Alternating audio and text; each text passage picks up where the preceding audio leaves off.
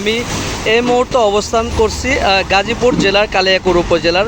ঢাকা-টাঙ্গাইল মহাসড়ক এবং কালিয়াকৈর পৌরসভার ৭ নং ওয়ার্ড বিশ্বাসপাড়া এবং হরিণাটি এলাকায়। আমি যদি একটু বলে রাখি যে গতকালকে ভোরের টানা ৪ ঘন্টা বৃষ্টি, অর্থাৎ ভোর ৪টা থেকে সকাল ৮টা পর্যন্ত টানা ৪ ঘন্টা বৃষ্টিতে কিন্তু ঢাকা-টাঙ্গাইল মহাসড়কে হাঁটু পানি হয়েছে। এবং আমি যদি একটু বলে রাখি যে গতকাল সকাল থেকে কিন্তু এই ৭ নং ওয়ার্ড কালিয়াকৈর পৌরসভার ৭ নং ওয়ার্ডের বিভিন্ন এলাকায় কিন্তু এই পানিতে তলিয়ে গিয়েছে এবং পানিতে বিভিন্ন ঘরবাড়ি প্লাবিত হয়েছে এবং এতে কিন্তু জনসাধারণের মাঝে একটি অস্বস্তি দেখা দিয়েছে। এবং গতকালকে থেকে আমি কয়েকজন সাধারণ মানুষের সাথে কথা বলেছি, স্থানীয়দের সাথে কথা বলেছি, তারা যেমনটি জানিয়েছেন যে গতকালকে থেকে আজ পর্যন্ত তুলনামূলকভাবে পানি কিছুটা কমেছে। তবে আমি যে মহাসড়কের অবস্থান করছি ঢাকা-টাঙ্গাইল মহাসড়কে, এই পানির কারণে কিন্তু ঢাকা-টাঙ্গাইল মহাসড়কের যে যান চলাচল এটা কিন্তু আসলে স্থির হচ্ছে এবং ধীর গতিতে কিন্তু আসলে যানবাহন চলছে। আমি যদি একটু বলে রাখি যে মহাসড়কের পাশেই দেখবেন যে একটি উপজেলার এবং পৌর যে বেকু রয়েছে, সেই বেকু দিয়ে কিন্তু আসলে পানি নিষ্কাশনের জন্য যে ড্রেনগুলো আসলে ময়লা আবর্জনায় ভরে গিয়েছে, সেই ড্রেনগুলো যেন পরিষ্কার করার জন্য কিন্তু আসলে বেকু ব্যবহার করা হচ্ছে। আমি সেই সাথে বলে রাখতে চাই যে আমি স্থানীয় অনেকদের সাথে কথা বলেছি, তারা যেমনটি জানিয়েছেন যে গত কয়েক বছরে কিন্তু তারা এরকম পানিতে কিন্তু আসলে ভোগান্তিতে পোহায়নি, এবারে কিন্তু তারা প্রথম বলে আমাকে জানিয়েছেন। এবং গতকালকেও কিন্তু মহাসড়কের একই চিত্র ছিল এবং আজকের তুলনায়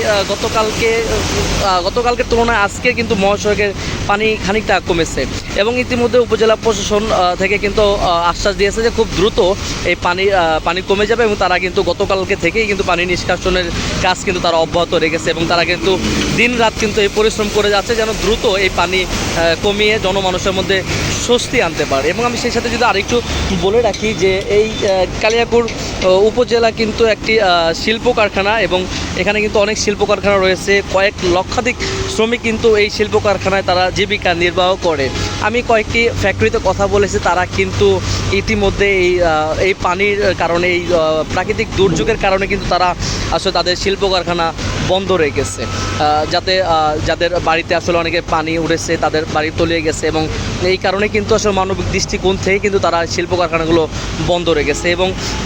এবং আরেকটু যদি বলে রাখি যে ইতিমধ্যে কিন্তু উপজেলা প্রশাসন চেষ্টা করে যাচ্ছে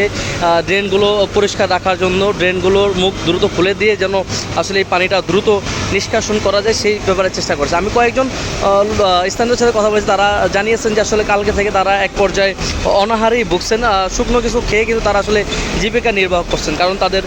যে চৌগাছা রয়েছে, তাদের রান্নাঘর রয়েছে, তারা কিন্তু একদম পানির নিচে তলিয়ে গেছে, যার কারণে কিন্তু তাদের জীবিকা নির্বাহ করতে খুবই সমস্যা হয়ে যাচ্ছে। এবং ঢাকা-টাঙ্গাইল মহাসড়কে এই পানির কারণে কিন্তু রাস্তার যানবাহনের ধীরগতি। তো এই ছিল কালিয়াকৈর উপজেলা থেকে সর্বশেষ তথ্য।